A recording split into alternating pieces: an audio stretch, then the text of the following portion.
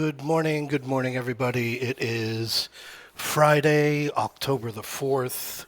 We're just coming on 6 a.m. and I'm going to rehash a little bit yesterday to look forward to what we've got going on today because, as you saw yesterday, we opened up at 56.98.19, 5 points above where we opened the day prior. We only went up to 57.18.78. A point and a half, 2 points below where we went up to the day prior, and we dropped down to 56.77.37, 3 points, 3.37 points higher than where we dropped to the day prior. And where we closed, being that we had closed 10 days in a row in the 5700s, we closed at 56.99.94.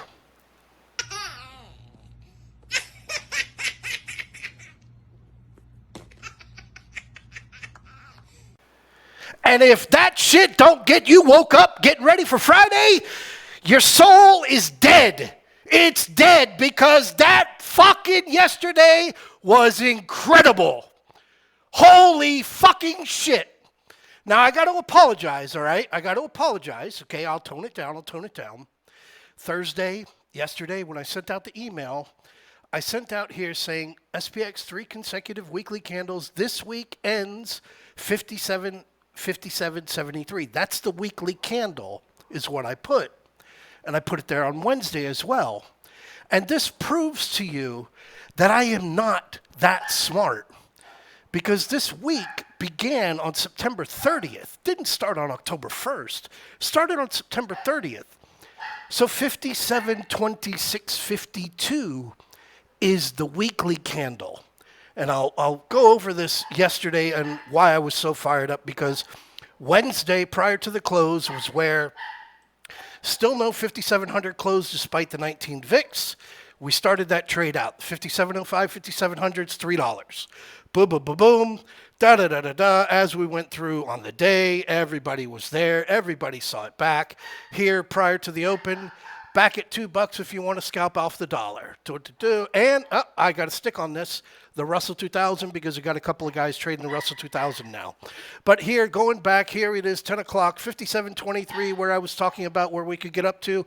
And here, 10.12, the 5705, 5700 call credit spread is at 350. SPX scalper got filled at 4. She had an order in at 7, I read. Down to 2, down to $1.50, back to $3, back under 2. And then there, as we were going into the day again, back at 350 again. Under $1. Born to be alive. And where did we close? 56.99.94 for the best part of a 233% trade. But I bring you on here, and I will share this because, there's a lot of people outside there knocking on heaven's door, trying to get in, asking to get in. Rick, 29 grand. John, you fucking amaze me, man. 81 grand yesterday. Keith, in a trade that was just in the final hour, final 45 minutes of the day, 16 grand. Prior to that, as we move up, there was Rick closing out another trade. Here's go. Keith, hanging out at a fucking restaurant, making 39 grand. We try to make it as easy as possible. And I bring you on to Dan. Dude, that was probably one of the greatest messages I've seen, because you and I, we go back a very long time. I know you've been displaced. You've had to move around the world. I know what's going on with your family, and dude, that right there, what you shared made me incredibly proud. You made almost 11 grand yesterday. Biggest day you've ever had. So, onward and upward, I'm going to bring you out here because today is the jobs report. Today is the jobs report, and just pointing you out here, jobs reports have not been good. Over here in September, minus 1% day. Come back up here into August. It was August 2. We were in the sell-off already from that 55.66. massive sell down, minus 2.66%, minus 2.2% the day prior after having had that 357 days without a minus 2% day. Minus 2% day on August 1st, boom, jobs report the very next day, big red day. Come back up here into July, jobs report. Not great, not great. Closed up 30 points, not great. Move on over here into June. And again, June was here on the day when NVIDIA split. Down day, 53.52, 53.47. So jobs reports aren't as fantastic as everyone wants to believe that they were, because it's not that we're in the same place that we used to be. But again, having major complications and issues with how we continue to support right on that 478 on QQQ. SPX, ooh, we got a minus 5,700 close, but we're still not getting down into that minus 5675 area. We're not getting into it yet. IWM doing absolutely nothing whatsoever. So, again, bringing you on that we do have the jobs report, and going back over into the spread room, which I've already posted, I'm sticking with it. I'm sticking with it. We banked 5740, 5735 calls for 2 weeks. Because this week is, again, 57, 26, 52, we've had 3 green weeks in a row. I know where my 5-day and my 10-day moving averages are, and they were at 57.25, 57.23, some shit like that yesterday. They will be moving a little bit down. I'm sticking with this, and I like this ahead of the jobs report. I like it after the jobs report. I like it for 4 o'clock in the afternoon today on Friday. And the only reason I like it is because everybody has been making bank all week. So taking this trade prior to the jobs report, I don't see any risk with that as long as it's sized properly. So I bring you onto the charts and I leave you off of this crap because, again, so 1 day, SPX, bam, 56.99.94. What a fucking hilarious bunch of shit. I go to the 10-day and I zoom you out. We ain't done nothing. Yes, it looks like we're trying to bang down on that 56.74, but we haven't done it yet. And this has now been a better part of bring it on out. 15 days since that post-FOMC day and that big massive gap up. We haven't been able to break down below that 56.75 still. And because of the way that this has been taking place, it's just not the greatest looking scene considering it's Friday. What does that mean by Friday? Well, Friday's the day when you like to crush the VIX. Call it what it is, but on Fridays, they just love to sell the VIX down. Here was last week Friday.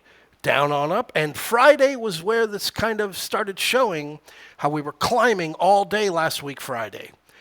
Well, here we are up here in this 20 range, and I said yesterday, 20 is a concern. It's a concern, getting up here in 20 and not being able to hold 20, not being able to break that 2102. So, Fridays, traditionally, they like to crush the VIX. There's a gap over here that needs to be filled from from Wednesday, sorry. But is it different this time? So, zoom you out, go you back. SPY, we don't track it, but a lot of you guys trade it. You're still sticking here in the same shit. 569 over on your top, 566 over here on your bottom.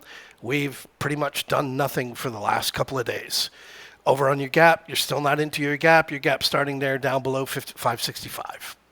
Bring you down over onto the IWM, and as you can see here, the IWM looks as if having made contact with the 50-day moving average yesterday, as if it is starting to fall apart. But it's so goddamn slow. So the slower you go, the easier it is to recover. QQQ, bread and butter, 485, 485, 485. Wicked 485 yesterday, and then you had your damn drop over there, but you're still holding 480. You're still holding above that gap, that 478. still holding above it. So it is a fractional, short-term, zoomed in little bit of a concern. DIA, again, can't get that 419 broken still. So something that is going to continue to be monitored. SPX, we already covered that, but you will kind of want to contact your family, or actually you can put this up on your TV like I have on mine, which I use for my monitors, my 55-inch TVs. Not Amazon, because Amazon has gone down 7 days in a row. But here, Microsoft. Microsoft broke the 200-day moving average. You should take a picture in front of that so that you can show people 30 years down the road that you were there. You were trading the last time Microsoft ever broke down below the 200-day moving average, because Microsoft's going to be going to 1,000, Amazon's going to be going to 700, SPX is going to be going to 8,200, and DIA, well, I'll skip DIA for now, but QQQ, I don't know why people aren't buying October, what is it next week? Today's October the 4th, so it's October 11th, so yeah. Next week, QQQ 700 calls.